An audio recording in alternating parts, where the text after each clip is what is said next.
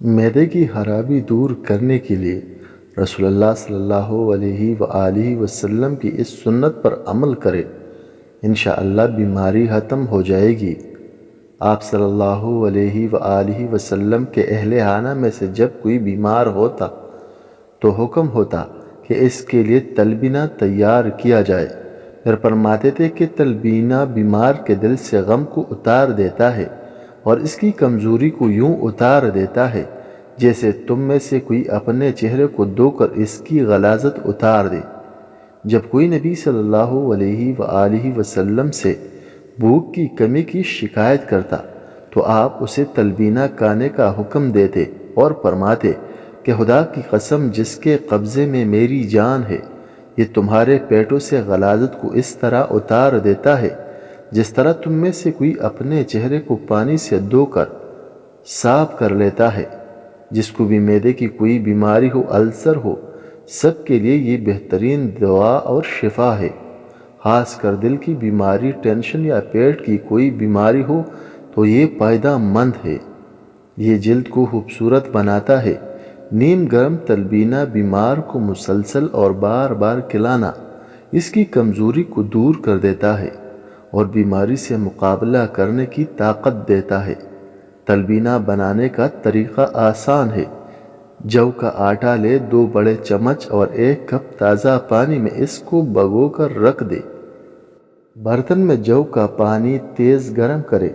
اس گرم پانی میں جو کے آٹے کا جو بھگویا ہوا کپ ہے وہ ڈال کر 5 منٹ تک ہلکی آنچ پہ پکاتے رہے اور ہلاتے رہے۔ پھر اتار کر اسے ٹھنڈا کرے۔ جب ہلکا گرم ہو جائے تو اس میں شہد حسب ذائقہ ڈال دے اور پھر 2 کپ دودھ نیم گرم ڈال کر مکس کر لے۔ اس طرح تلبینہ تیار ہو جائے گا۔ اللہ سب کو شفا عطا فرمائے۔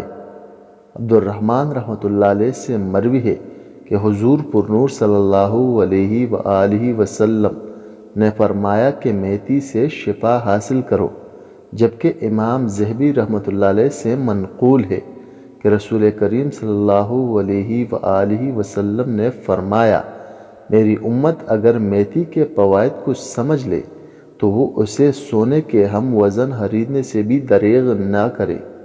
میتھی جسے عربی میں حلبہ کہا جاتا ہے، اس میں معدنی نمکیات، فولاد، کیلشیم اور فاسفورس وغیرہ خاصی مقدار میں پائے جاتے ہیں۔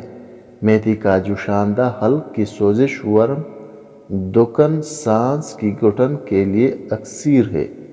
نیز کھانسی کی شدت بھی کم کرتا ہے، جبکہ معدے میں اگر جلن ہو تو فوری راحت پہنچاتا ہے۔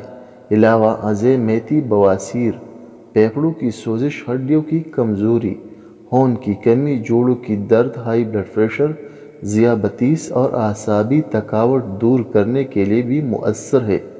میتھی پیس کر موسم کے ساتھ ملا کر اس کا لیپ کیا جائے تو سینے کا درد رفع ہو جاتا ہے۔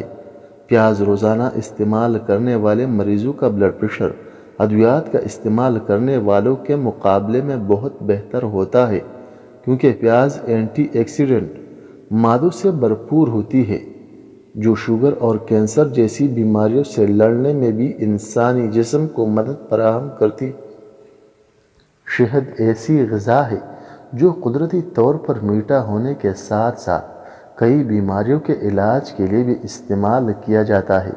کالی مرچ میں بھی اینٹی آکسیڈنٹ اور اینٹی سیپٹک خصوصیات ہوتی ہیں، جس کا استعمال خون کی شریانوں کو کھولنا، جس سے خون کی روانی کو پورے جسم تک رسائی حاصل ہوتی ہے۔